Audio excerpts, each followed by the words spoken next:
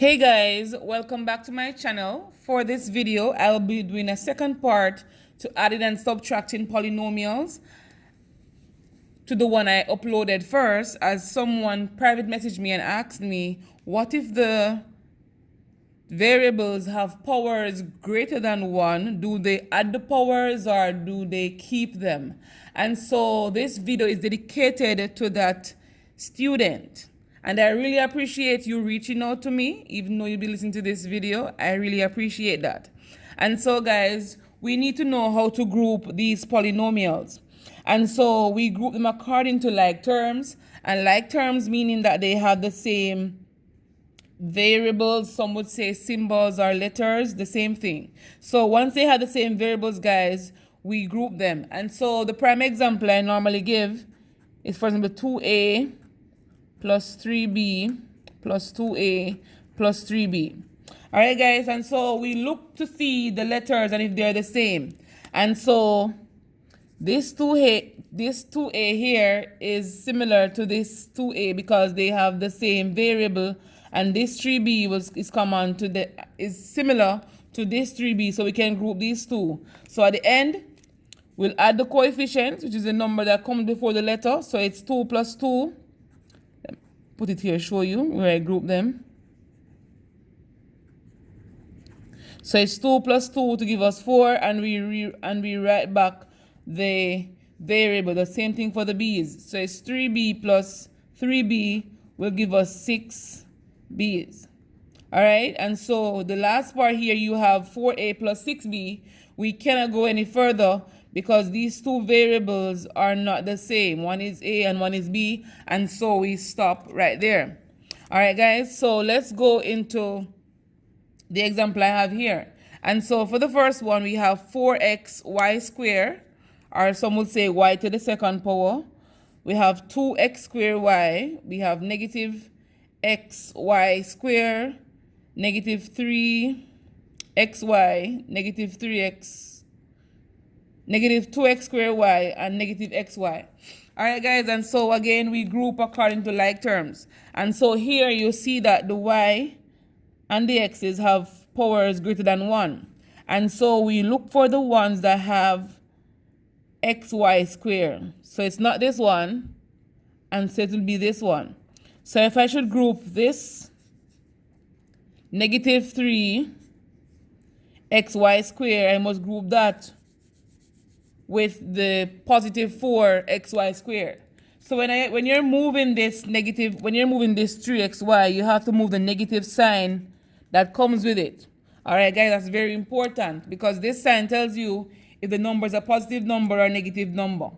So let's try grouping two the others. And so 2x squared y can be grouped with negative 2x squared y because these two variables are the same. And so we can group this one with this one.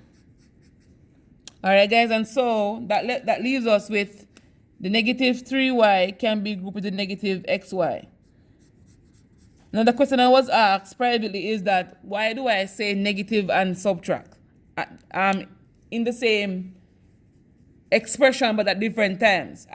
That's very intentional, guys. So when I say negative and subtract, I'm basically letting you know that if you want to say negative 3xy or subtract 3xy, it's basically the same thing, guys. And so some persons, they get them confused. So when you say subtract 3 from 5 or 5 negative 3, they'll be like, what are you talking about? Yes, guys, the same thing.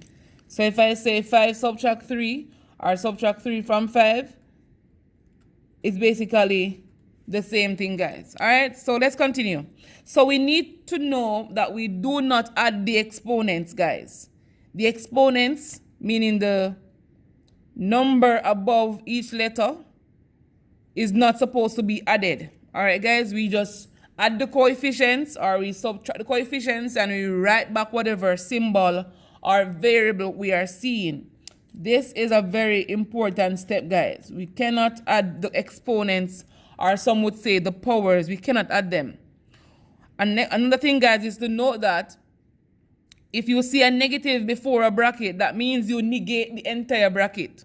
When I say negate the entire bracket, guys, I mean whatever is inside the bracket, you multiply that by the negative that is outside. For example, this one, you see 2x subtract in bracket x minus 1. And so right here, guys, a negative bracket means a negative 1 is standing in front of the bracket, if you want to put it that way. Then you distribute this negative 1 to whatever is inside the bracket. How do I know this? Similar to when I see a negative letter, I know that a 1 is in front of this m. So this m is a negative 1m. And so you can carry this principle over to this side and to have the same understanding. So let's go to simplify this one. So it's going to be 2x, negative 1 times x is a negative x. Negative 1 times a positive 1 is a negative 1. If you do not know how to simplify integers, guys, you can go to a video I have, and it's well explained in those videos. So you simplify by grouping like terms now, guys. So it's 2x subtract x to give us x, subtract 1. Right here, these two are unlike terms, so we know that we cannot go any further. All right, guys, so let's get into a few questions requiring us to simplify by addition or subtraction. Let's go, guys. So for this one, so you see we have two sets of polynomials here adding. All right, guys, and so if you realize that these brackets, they have nothing to do with the question. They just put them there to represent that they're grouping them. Why? I don't know, but it doesn't really matter. So let's go, guys. So we can rewrite this without using the bracket. So we're going to have 3x squared minus 2x plus 1 plus 2x squared plus x minus 5. Right here, guys, we go ahead by grouping like terms. So we group all the x squares, we group all the x's and all the constants. So we group x squared and another x squared here. All right, guys, so let's take that part out. So it's going to be 3x squared plus 2x squared. Remember, we add the coefficient. So it's 3 plus 2 to give us 5. And you write back the coefficient, the symbol that you're given, or you want to say the variable. Doesn't matter. Symbol or variable, write it back. Now we're going to go to the x's. We're going to add this negative 2x to this positive x. So it's going to be negative 2x, all of that's a negative, and plus x.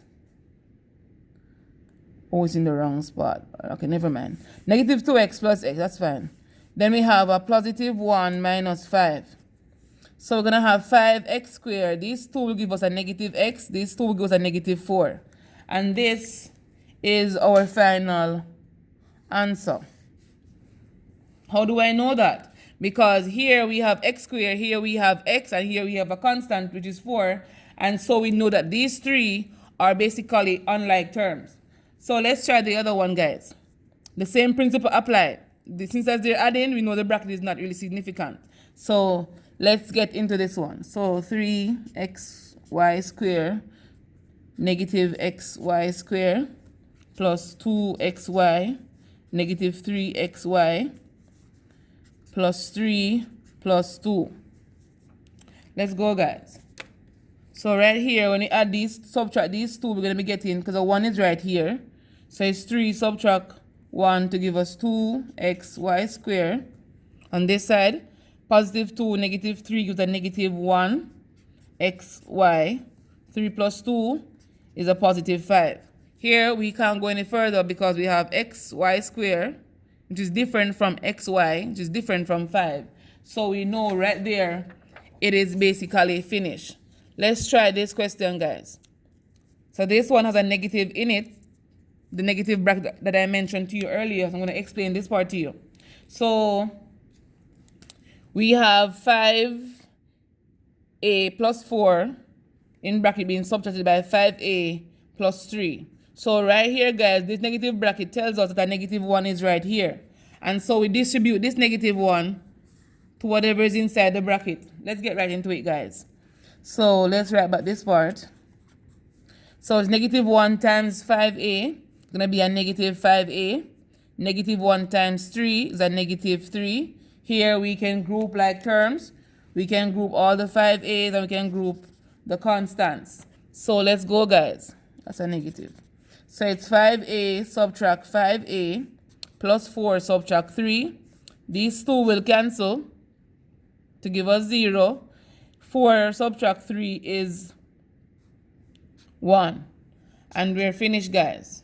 So thank you very much for watching, guys. Remember to like, share, and comment on my videos, letting me know if you understand what I explained and how best I can help you.